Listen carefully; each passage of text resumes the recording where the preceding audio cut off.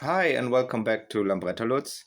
Today I want to tell you a lot about crankshafts and what was my journey over the last few weeks to learn about crankshaft pressing, rebuild, and touring.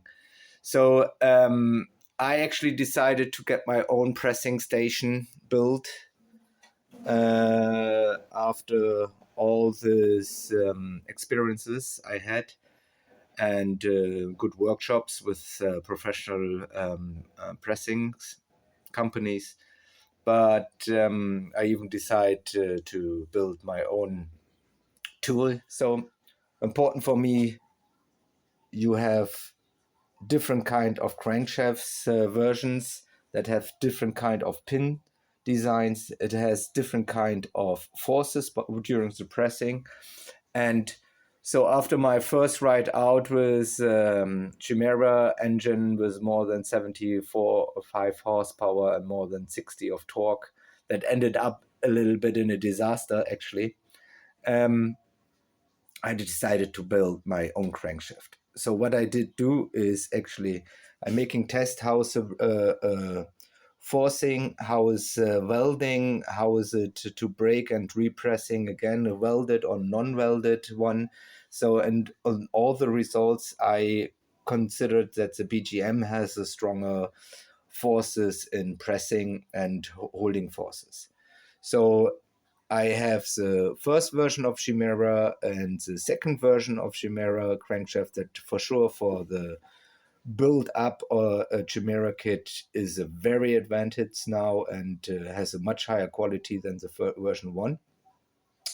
But unfortunately, by increasing the force of pressing, this happening, I hope you can see here, I had a crack. So from this disaster, all I have in the end a good result. I get great experiences with all the test presses that I had with former crankshafts, and give me a second. I will swap to the crankshaft that I want to show you now.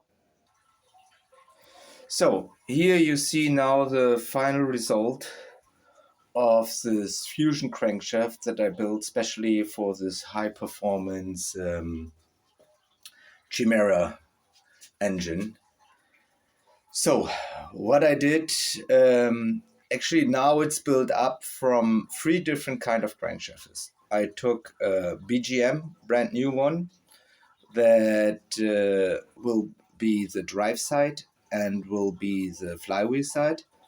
I have the coupling of the CHIMERA because of the break of the one crankshaft. I had to take the older one from the version 1, and I have the version 2 crankshaft as well. What I did also after all the pressing and touring and rebalancing is I muck welding the pin and retrue it again.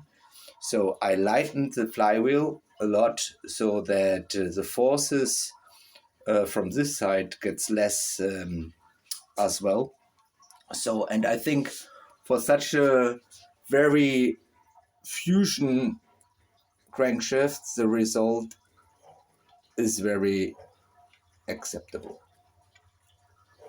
So I have here now tolerances of below 100 on the flywheel side. That is very important for the whole taper impact.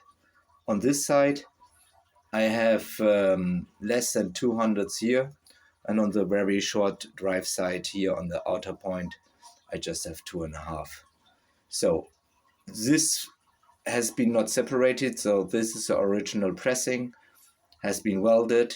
The coupling part is strengthened and welded as well, and the flywheel side is welded as well. So with that, I have a big hope that I will have now a stable Achilles of the CHIMERA High Performance twin.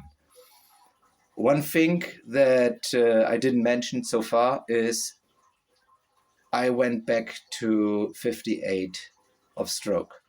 Why I did so was many tests of the acceptor pin who gives me 4 millimeters more of stroke, I actually saw that after that try to through the whole crankshaft, I was often out of tolerances from 3 to 5, even sometimes 6 of hundreds. That is in the end for this kind of crankshaft unacceptable. So I went back to the 58, and this will causing a lot of other changes that I have to do with the engine that is coming up in the next few sessions and night sessions to build the engine. And yeah, hope you enjoyed this lesson learned of crankshaft. If you want to have a crankshaft service, you can contact me at any time. I can make your rebalancing of your crankshaft, pressing other controls as well. So if you trust me that I can build a good twin Lambretta crankshaft and rebuild it and even build it from 3 different webs and making it in this true, I think I will be able to rebalance your crankshaft as well. So thank you for joining. Please subscribe and like. And if you have any question, please shoot out.